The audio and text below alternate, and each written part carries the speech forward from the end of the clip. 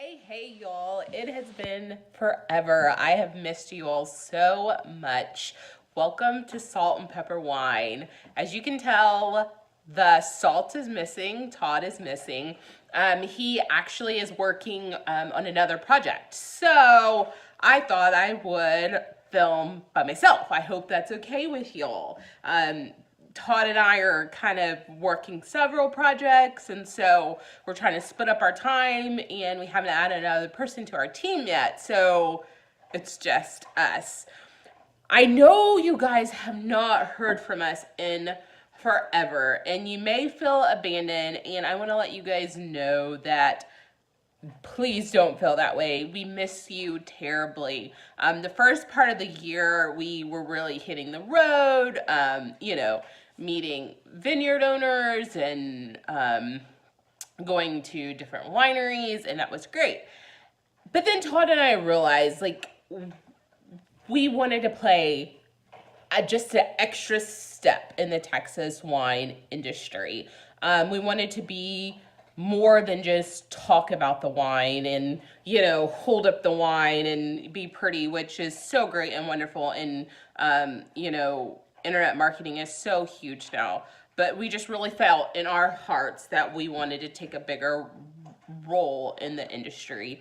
So we have kind of moved from just being on social media to actually hitting the ground. And so the mission of Salt and Pepper Wine is to connect consumers and retailers to really good Texas wine. We have sat with CEOs of restaurant groups and district managers of huge steakhouses. We have sat with, bar managers and, all sorts of people sitting across the table, talking to them face to face about Texas wine. What we have found is, I think it takes someone who is truly passionate about what's in the bottle, who knows the story to really sell the Texas wine in a way that, me specifically, I'm the one who, that is selling this wine. Todd has been such a great moral support, but I've been the one really hitting the pavement and, meeting with so many people. I just realized wine in general, not just Texas wine, but you gotta have the heart and the soul behind what's in the bottle. And I think that over the last 5 years, we've really been able to do that. And so, like I was saying, we are wanting to play a bigger role in the Texas wine industry. So we are being wine reps or agents or brokers for a few Texas wineries. Now, we still are wholeheartedly, starting back up in 2019, we will be visiting more wineries and talking about what they're doing and playing a bigger role there. But we realized we kind of wanted to continue to do that, but then bring in on the focus of wineries that we're always harping on, not just online, but to buyers and consumers. And the last of 2018, we really hit that hard. We hit some amazing goals. We kicked our goals out of the water of what we wanted to do in Texas wine sales. We introduced so many people to really good Texas wine. We've changed a lot of minds. One of our wineries, has actually all of them. I'm not even gonna say one of them. All of our wineries have just been awesome in the market in their own way.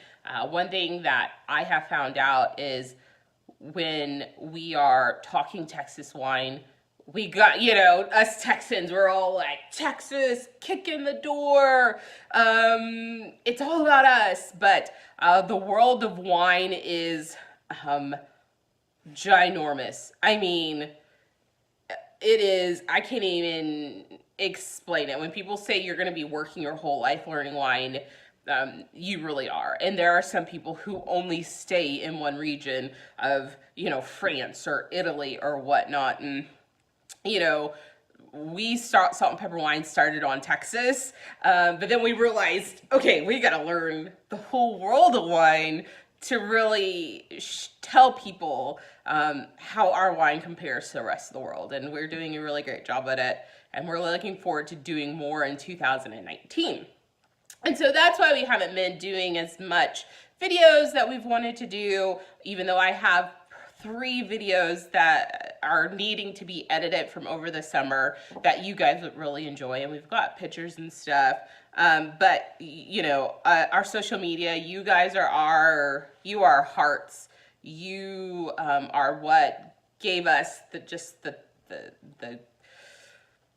oomph to go out and really take on a lot of different, not that we're competing. Yeah, you're competing. But you've given us the confidence to really just put these Texas wines against some really good wine that the rest of the world represents. So in front of me, I have the 3 wines that we represent, the 3 wineries that we represent. Now, you know, in 2018, we have some audacious goals of not just selling this wine, but doing some more that you, our friends here on social media, can touch this wine, where you are not having to chase the vine as much as we are, and you can have a little bit more hands-on. So that's coming in 2019. We're also working on a special project that we cannot talk about yet, but soon and very soon, that will allow you to get your hands more on good Texas wine. And, you know, we have been in another way that we're talking about Texas wine is, I know I said 3 Texas wine, then I kept going, but this popped into my head. Another thing that we're doing is we are going to the Oscars. One of our dear friends invited us to come talk about Texas wine because they're looking for something different. So Hollywood, California, here, Salt and Pepper Wine, come to talk about some really good Texas wine, just because there's some good stuff in California, good cabs. I can meal a good cab. Although Ben Calais wine makes me do the same thing, so I got some Texas answers. But Texas is doing some really awesome stuff, and we're wanting to be more than just talk about it. We want to be out there pouring it for you. We want to provide it for you. We want to show you. We want to do blind tastings. We want to sit in your homes, which we have some of that coming up, where we're going to be sitting in some people's homes and doing blind tastings and just really, you know, hitting the pavement one person at a time, changing the minds of what Texas wine is all about. Now, we can't do it all alone. We get it. We got it. But we're going to try. So, you have probably seen me talk about these wines and what we've done. So I have the 3 Texas wines in front of me. The first one is the Berkeley Hill. Now we represent their whole line, but right now we have 4 of them. I think they have 8 plus the Trilogy line that we can get our hands on, and we want to do more in 2019, push more of the other brand or their other varietals. But the Montepulciano, it's one of my favorite, and literally it's changing in the bottle. We first tasted it when we were in Lubbock, earlier this year, and then at Newsom Grape Day, I believe. Elizabeth, tell me if I'm wrong. And then it has won some awards. Then it got named by Texas Monthly Top 50 to try this fall. And even since then, it's changing to, and I Corvin it because I keep in mind that our wineries, you know, they can't just be giving out all these samples. And so I Corvin my samples. And nobody has said anything bad about that yet. So this Montepulciano is changing already for the best. It's so good. It's so delicious. One of my favorites. And even though it's been Corvined, oh, y'all, really. There we go. It's so good. And I actually, you guys are probably going to make fun of me. Probably. But you know what? I'm learning about the wine cells, and I'm doing it on my own. I'm obviously getting mentorship where I can, but I said I want to sell wine and started a business and started selling wine.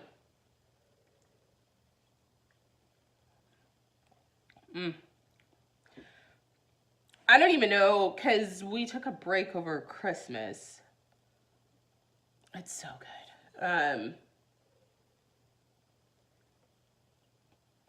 Lots of cherry. Lots of cherry. That's what I get. On the back it says blackberry, but even since it's been put in the bottle, it's changed. Medium body. See that? Really good. Now the thing about this Montepulciano, if you put it next to an Italian Montepulciano, I think that the Italian Montepulciano is going to be, and we got to keep in mind, this is a 2017 Texas High Plains. An Italian Montepulciano is going to have more oak on it, which I guess would make sense. So you're definitely going to be able to tell a difference because this tastes young, but for being a 2017, it's ready to drink right now. And that's so awesome. And I'm not afraid to show it. Like we've put it on a couple of lists already. We've got some other people who are interested. And so when you see a 2017 Texas, don't be afraid. Don't be afraid. And I hear the 2018s are great. We actually tried some 2018 out of the not barrel. It wasn't in a barrel. It was in the steel, vats. And it was so good. I mean, so good. I couldn't believe it. Like, they were like, no, it's not ready yet. Really? Because it tastes ready. You just need a smoke. They need to put oak on the one that we had. I forgot what the blend was. So good. Now I'm going to sit here and drink it. But it's got this, like I said, cherry. Like sour cherry, like a, when you taste like a lollipop, Tootsie Roll lollipop, the cherry one, that's what this is. And that's probably one of my favorite flavors.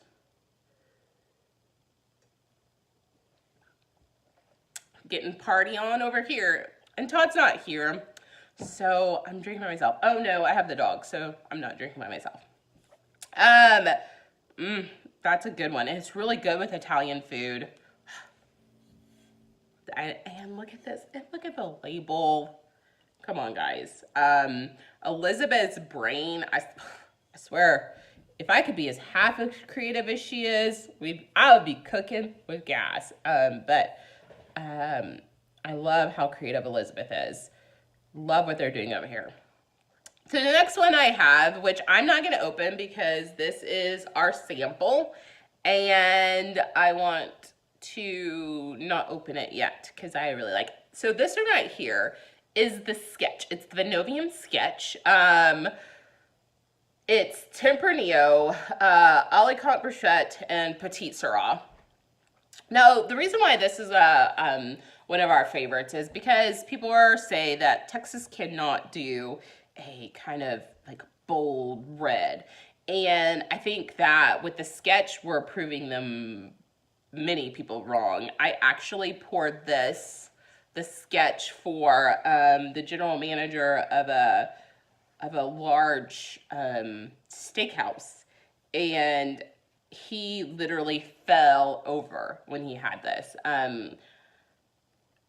They are looking to grab this after, so you just have to know how it's corporate. It's corporate, and I think it's corporate. I like corporate. We've got our wine on corporate. We like corporate, but there's some corporate stuff that we have to work through. But this one is so good, and Mila, who sketched that out, she's such a sweetheart, and she's so talented, and I can't wait to own one of her pieces that's not on a wine bottle. And I don't know, it's just really good. I'm going to be sad when this one leaves. And I'm not opening it, so you're either going to have to get a hold of me and we'll set up a thing where you can buy it. Or you can go to Vinovium and you can buy it there. Again, they're having a rosé coming out with the Sketch brand, and I hear it's delicious. Okay, we're at 15 minutes. I told myself I was going to talk a long time because I love to talk. I'll sit here and talk. Todd is not here, and so I need somebody to entertain me. No, I've got entertainment here in a bit. So, the third, Berkeley Hill is one of our wineries. Vinovium is one of our wineries. Oh yeah, Vinovium. Another thing that we do with Vinovium, and this is probably my favorite thing that, Vinovium is doing, is kegs. Now this is an empty keg. But kegged wines. One of our accounts, the majority of their wine is keg, and that's the direction of a lot of places are going, is keg. And so Vinovium is so forward thinking, and the thing is, Daniel does such an amazing job at choosing the wine that goes into the keg. And we use the key keg, so doesn't have that anodized, steel taste. It doesn't lose what it originally is. We've had some high priced wine in anodized steel kegged, and you're just like, you're just kind of paying because the brand. But let me give you some wine and the key keg. I promise you. Over the summer, we sold probably 10 kegs of the rosé. Todd and I did. That's how popular it is, and it just stayed good the whole time. Okay, 16 minutes. I'm trying. So the next winery that we represent is Saint Tryphon. Saint Tryphon. Look at that. Look at that label, y'all. Okay, if you're starting your own brand, wine brand, let me give you a piece of advice. As someone who hits the pavement all the time in a really big market here in Dallas, this right here is almost important as what's in the bottle. And some people might come at me and whatever, then let's discuss. I want to hear your side of it. But the label, first of all, look at Cillian's label. It's freaking hot. Like, that right there is hot right there. It's hot. And I love the way it feels. At any rate, get off of it. It's so important. It's so important that you have a really great label. All these wines are from the hill country. I mean, high plains. 80-85% of all Texas grapes are grown in the Texas High Plains, which I love going out there. I love seeing the huge vineyards. Like, I don't know, it just does something to you. It's so awesome. If you ever get a chance to get out to the High Plains, please do. It's not like these little, It's just something about seeing the huge acres and acres and acres and acres and acres of vines. Like, it does something to a person's soul, and you really get to see, like, I don't know, it just brings it all together. So when I'm sitting in front of, a wine buyer, I'm thinking about my friend's land that they work so hard to just till and love and care. Like, they are in the forefront of my mind when I sell wine. So it's really exciting to go out there and see. So back to Saint Tryphon, Cillian's wine, Aglianico, Texas High Plains, delicious goodness, one of my favorites. Tempranillo is one. I mean, anything Cillian does is my favorite. He's got some new stuff coming out, some new whites coming out in February, I believe.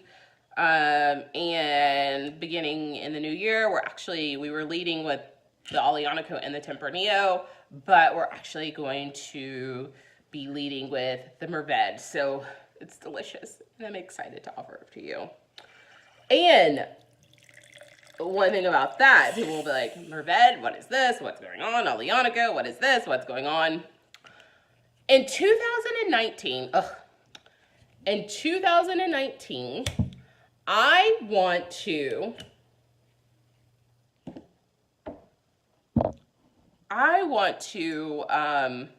what am I trying to say? Dare you, I don't know the word I'm looking for, to try wine that you don't know nothing about, to try varietals that make you a little nervous. Not everything has to be a cab. Oh no, don't get me wrong. Let me get a cab. I get it, got it. But not everything has to be cab, y'all. Not everything has to be Chardonnay. Like, y'all. 2019. Okay, so I have some goals for 2019. Let's see. Working out. That's one. I'm getting a coach. Oh, Lord help me. I've got some business goals. I've got some mind goals. I've got, my word of the year that, I want to stand firm on where, that I don't back down. So I'm holding myself accountable to some really heavy things.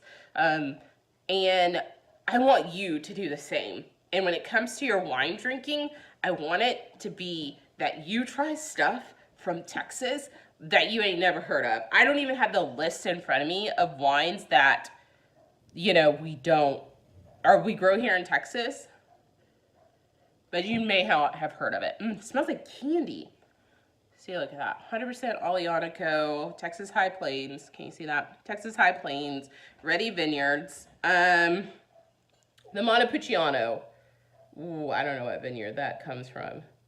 Well, we can ask the Hills. They've been growing grapes for a long time. In the Sketch. Tempranillo, Rusty Dutton Family Vineyard, Burchette, Ready Vineyard, Petit Syrah, La Pedrea Vineyard. I don't know La Pedrea. Looks like we both need to get studying. But that's all the High Plains. And then the Aglianico, Ready Vineyards. And Todd and I have been there, and the dogs have been there, and they run around, and we love it. I may have to find some pictures and post that of it. It's beautiful. It smells like candy, y'all. It's one of those, like, vines as far as I can see.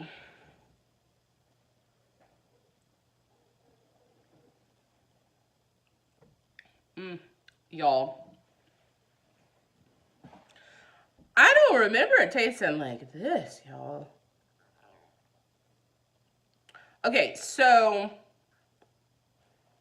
it tastes like candy, y'all. Like a strawberry candy. Like I don't even know how to best explain it. Like I suck at giving descriptors.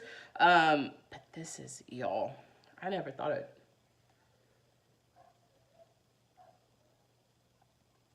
So with this one, it's really mellowed out. This is a 2016. So I've been drinking this for over the last year, and it's another one that has changed. When I first tried it, it was really heavy on the oak tannins, just kind of really heavy there. But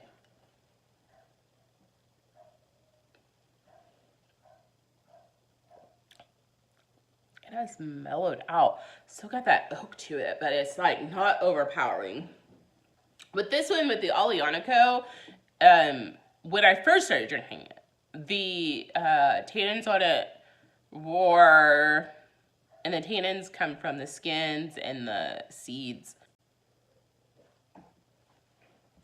When I first started drinking this, the tannins were just little much for me. But that's because I'm used to drinking really fruity stuff. I'm learning outside of that. But this right here is mellowed out. But 2019, we're leading with the Merved. So if you want to try the Aglianico, you got to go visit. So, and you will love it at his place. I love it there. So at any rate, this has become longer than I wanted it to. But I like to talk. And I want each one of you to know that Todd and I are still here. We are going to be picking up in January. I'm actually going to be down in the Hill Country for the Hill Country Symposium in January. And we're just going to hit it really hard. But I think that 2018 was a year of us discovering, like, where does salt and pepper wine fit in the world of, in Texas wine, in the world of wine. Where does salt and pepper wine fit? What value do we bring? And I think we are fine tuning that, and we're really excited about it, and the direction that we're going. So y'all stay with us. Stay with us. Hopefully in 2019 we can hire someone to really help us, kind of follow us around with a camera and document what we're doing instead of us just doing it and not telling you guys about it. We want you to be there with us. We want you to see what's going on. But we love you. We're so grateful for you. And here's to 2019, friends. Cheers, y'all.